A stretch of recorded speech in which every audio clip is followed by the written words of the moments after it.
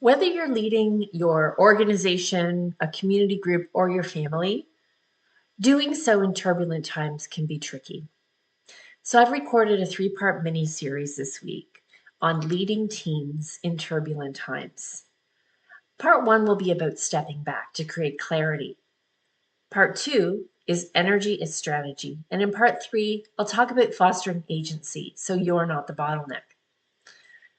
In turbulence, the work isn't always the hardest part. It's the noise, the swirl of updates, the urgency, and the constant requests that make everyone feel busy, but not necessarily effective. And one of the most underrated leadership strategies right now is stepping back.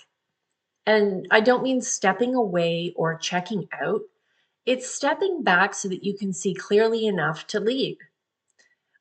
Because when you're inside the chaos, you start treating everything like it's an emergency. You answer faster, you decide faster, you even talk faster, and you accidentally teach your team to panic faster. Here's a simple reset.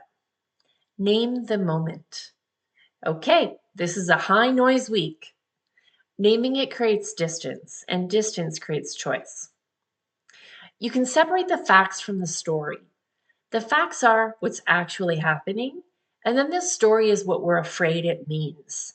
And the story is where anxiety lives, and the facts are where action lives.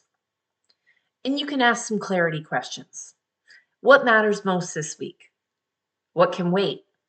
What's the smallest next step that moves us forward? And that's how you become a signal booster. You don't have to control the turbulence. Your job for your family, for your community, for your organization is to reduce the noise enough that good decisions can happen again. So that's it for part 1. In part 2, we'll talk about energy as strategy, because your team doesn't just follow your plan, they follow your nervous system. So be sure to click like, subscribe, or follow, and that way you won't miss part 2 and 3 coming out later this week.